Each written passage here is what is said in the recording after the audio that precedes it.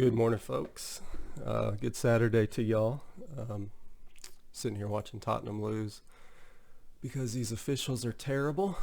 But got a good little slate today. Today on DK, I'll just run over some of the plays for today. Right now, I've cored two LSU guys. I think they dominate on the road. I think they can smash Vanderbilt today. So I really like that game, especially for Justin Jefferson. He's going to be their stud. So I've cored him, and of course Darryl Stewart as well. So I love that. The main thing today is Bama's going to score a lot of points against Southern Miss, so probably need some exposure there to the wide receivers. They rotate their running backs a little bit too much. Vegas has them projected for about 50 points, so you can probably say that they're going to score. Maybe their starters score about 5 touchdowns and the backups come in maybe 6. So definitely like that. If for some reason Southern Miss can keep it close, you get even more value out of those guys. So you could see that definitely. I have Tua as my second ranked quarterback. He's still too cheap at 8,700 against a terrible Southern Miss defense that gave up over 40 points to Troy last week, and their receivers went crazy. So can definitely see all of the Alabama receivers going crazy today. Their Judy is always a good play. He gets the most targets on the team. Second, Smith.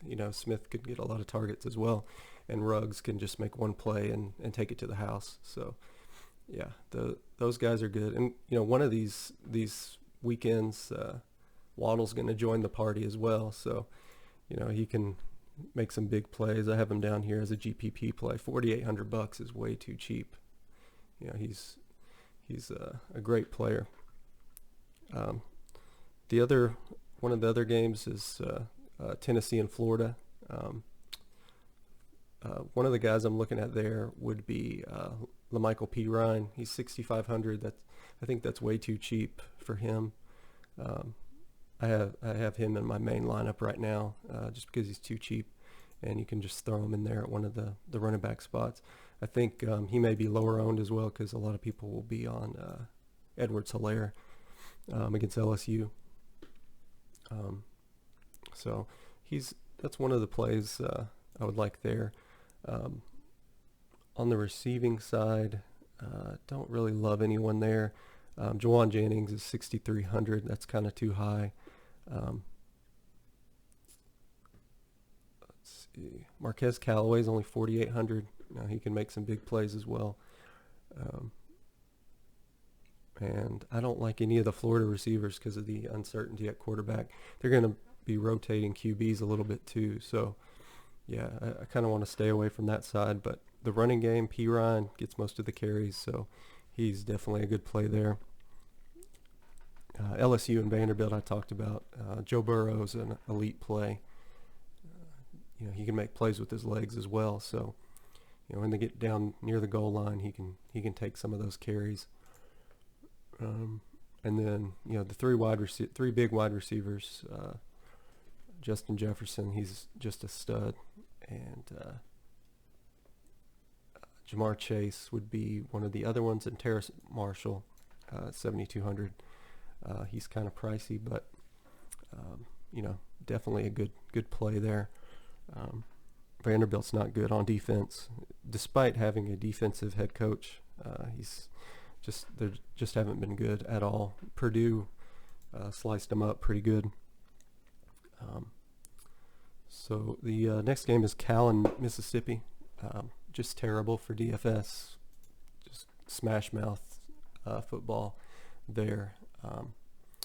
Cal's been really good on defense. I think they're 5th ranked in defense. So they're pretty far up there. don't really love any players in that game.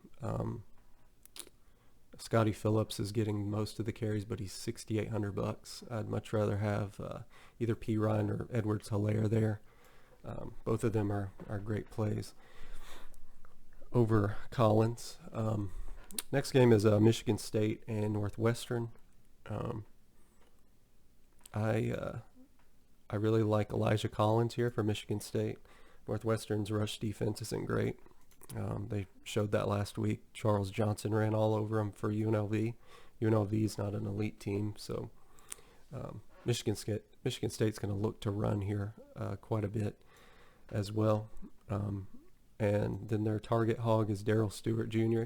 with Cody White kind of banged up.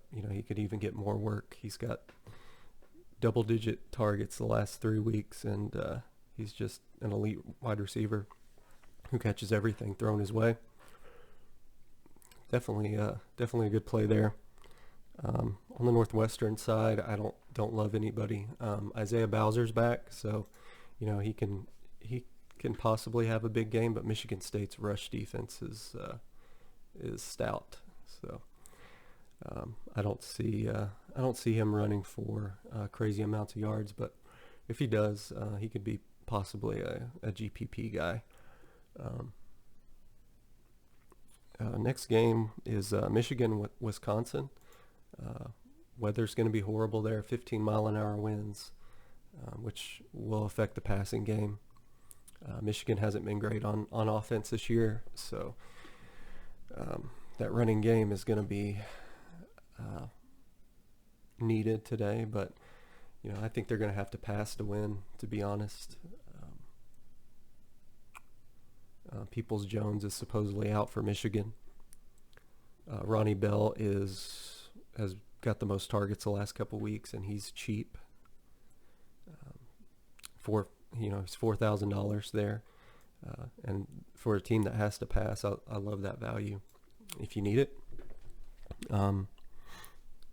For Wisconsin, the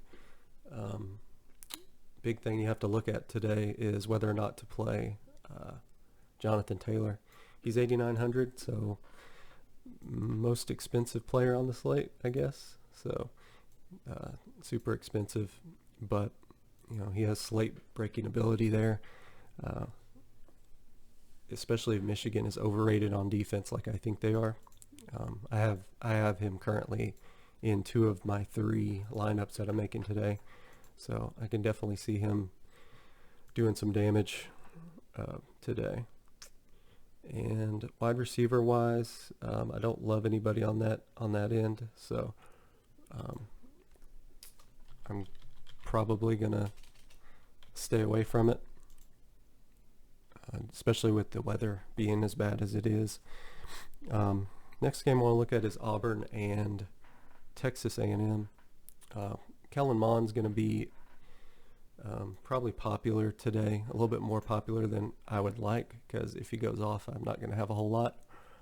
He's $7,900 for a dual threat quarterback there.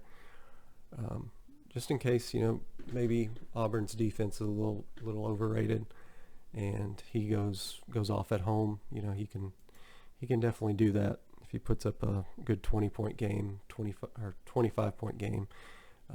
It wouldn't be surprising. Their running back is Isaiah Spiller. With their lead running back going out with the injury, he's probably underpriced to what he should be for a guy that's going to get most of the carries. Just have to keep in mind that Mond will take some of those carries on the goal line and will vulture some of those TDs as well. Courtney Davis would be the lead wide receiver for A&M. He's back. He sat out last week, so definitely need to keep him in mind. Jamon Osborne also $6,700. He filled in nicely when Davis was out, and he loves throwing to him. On the Auburn side, Eli Stove has got the most carries. The most targets. He's $6K, so he's kind of pricey. That's kind of high for me. Seth Williams is back for Auburn. He's 5,300. I like him a little bit more. And Will Hastings, he can make a big play or two. He's only 3,800 as well. The Texas A&M secondary is pretty bad. So you can see them throwing the ball if they're not able to run the ball. Like, I don't think they're going to be able to run the football today. That's why I have Whitlow so far down the pecking order there. So especially because he's $6,800 playing at A&M as well. They held Etienne in check 2 weeks ago. So I don't love him either. Washington and BYU. I have Eason on the board here along with Zach Wilson. They're good GPP plays in case that game goes off. Too cheap, 61 and 66. So could definitely see those guys doing some damage today. For Washington, Salvin Ahmed is their running back. They've kind of last week they kind of split the carries between him and let's see, what's this other running back's name?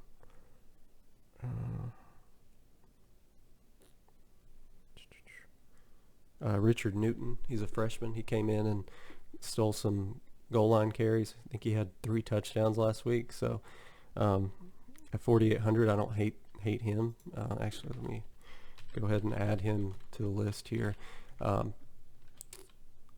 BYU's rush defense hasn't been great, so he can definitely make some noise there. On the receiver side, Aaron Fuller, 5,500. He's too cheap, especially for a team that's going to be throwing the football a good bit. Hunter Bryant, also too cheap, 5,400. Probably be lesser owned than Fuller is, so definitely a good play there. They throw to him a good amount. And on the BYU side, I love Tyson Williams, 5,300. They've committed to the run quite a bit, and I could see him have a big day against Washington. Hawaii was able to move it a little bit on the ground last week, so I don't hate that for that price, $5,300. That's crazy cheap. And receiver that I like on BYU is Micah Simon.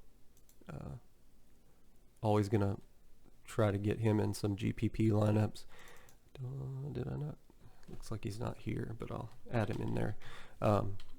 He has big playability, and can definitely see him making a play or two there. Just in case, that game goes off, you have exposure if you want to make a game stack of that. He could possibly have a big game there. Okay.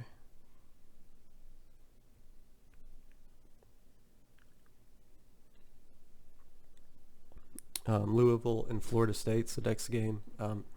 This game's going to be extremely popular, and for good reason. Both defenses are pretty bad, so game could definitely go off. Supposedly Juwan Pass is out for Louisville, so Malik Cunningham's going to get the start. He's only 5,800, and he's a dual threat guy, so I love that price, and especially for the game stack, you gotta put him in there. James Blackman for Florida State starting as well. He's kind of a statue back there, but they throw the ball quite a bit in the air raid. So with Kendall Briles as the offensive coordinator. On the running back side, I have their 2 backs rated as the top 2 plays on the slate. Javian Hawkins, aka PlayStation, is way too cheap, $4,400, and just way too cheap. Cam Akers for Florida State, 7,800. I think he'll get, he gets the most carries. He's going to get 70% of the carries there, and he should smash. This Louisville rush defense isn't very good. On the receiving end, Tutu Atwell, it's 4,400, just way too cheap. He's going to be probably the most popular guy on the slate, and if you decide to fade, I understand. Just in case him and Cunningham don't have a good rapport. He is from Florida as well. Same with Hawkins. So, Louisville has a bunch of Florida guys on their team. So you could definitely see them be happy to be home and wanting to show out for the family there. So Des Fitzpatrick would be a good pivot off of Atwell. Him and let's see, what's his name? Him and what's the other wide receiver's name? Dawkins. Dawkins got 5 targets last week with Cunningham in, and Atwell had 4. So, maybe has good rapport with Cunningham. So he's worth a shot there if you want to pivot off of Atwell. Tamorion Terry is Florida State's big threat. He's 6K. Definitely worth taking a shot on, especially if you're stacking it up with Blackman. He's going to throw to Terry 10 times this game, and all it takes is 1 for him. He's such a big playmaker. So it looks like DJ Matthews is back for Florida State. So, I don't love Keyshawn Helton as much as I did. So I'll probably take him out quite a bit and maybe work Matthews in a little bit. Just don't know what kind of role he's going to play. May just stack a Florida State side with Terry and with Akers, who gets a fair amount of catches as well. Next game is UCF and Pitt. I think some people may stack this game up, and I don't mind that. Dylan Gabriel supposedly getting the start. We don't know for sure there. Some mixed messages from the Central Florida coach. So he's 7K. He's not a dual threat guy, more of a guy that can be functional with his legs, but mostly throws the football. And should have to throw the ball on Pitt to move it. So definitely see him making some plays. He had a huge game last week against Stanford, which supposedly had a pretty stout pass defense, but couldn't stop UCF at all. For Pitt, Kenny Pickett, 5,900. If running that game back, definitely need some Pickett in there, as I think they will have to throw the ball as well to move it. On the running back end, Greg McCray for UCF. He's I think he's too cheap. He's 6,100, and kind of the big play guy there. He can break big plays and also catches the ball a little bit. Adrian Killens for UCF, also about the same price, but less people will be on him. So I like him more as a GPP guy, because McCray usually gets the start. And for Pitt, AJ Davis is getting the start. He had like 10 receptions last week, and will probably need quite a few receptions this week as well, because I doubt they're going to be able to run the football on UCF's defense.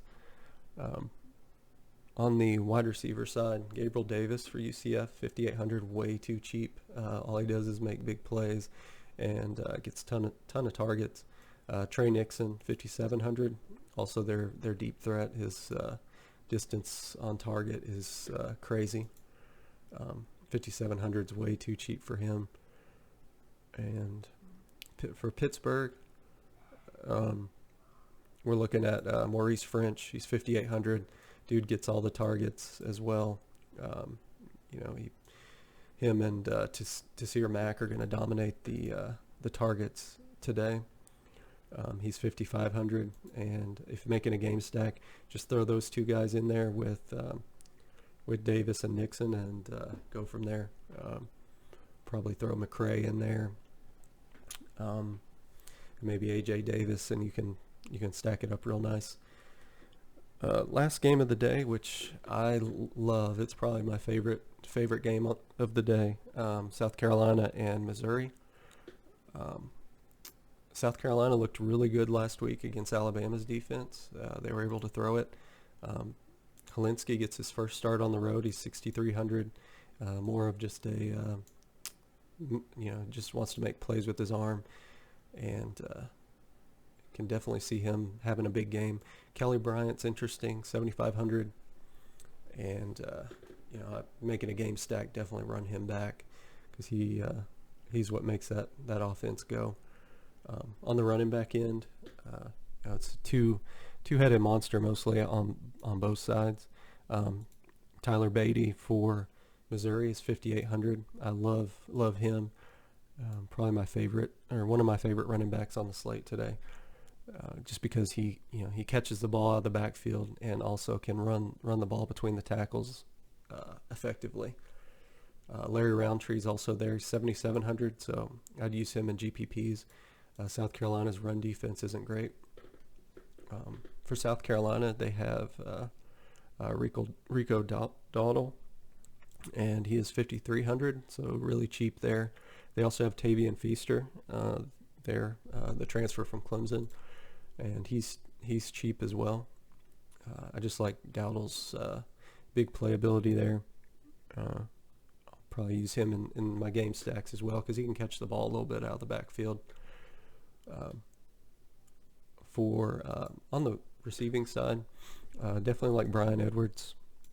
He's 6,300, which seems way too cheap for a guy that's going to get most of the targets in a game they're probably going to be playing from behind. Shi Smith is also there. Supposedly he's injury free, so 5,900, too cheap for him. He made a couple big plays against Alabama over last weekend, so definitely love that. For Missouri, Albert O, 5,100, too cheap. All he does is catch touchdowns, so I'll have him in a couple lineups as well. Definitely a super safe play. Also, I love Jonathan Nance for GPPs. He's 5,800. So definitely will be throwing him in some lineups as well. Jonathan Johnson also for Missouri should have a big game. I have him listed wrong here.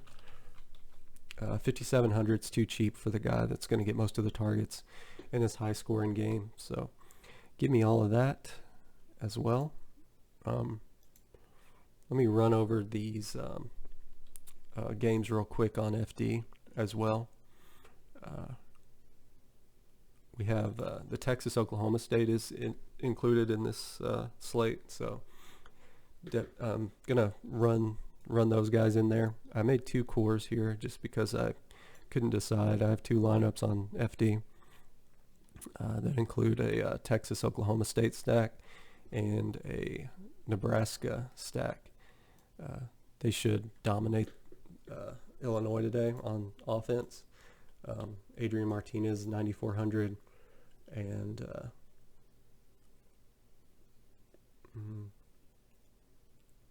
J.D. Spielman for 7,800. He's way too cheap there. I love Hubbard. He's the most expensive running back by far, but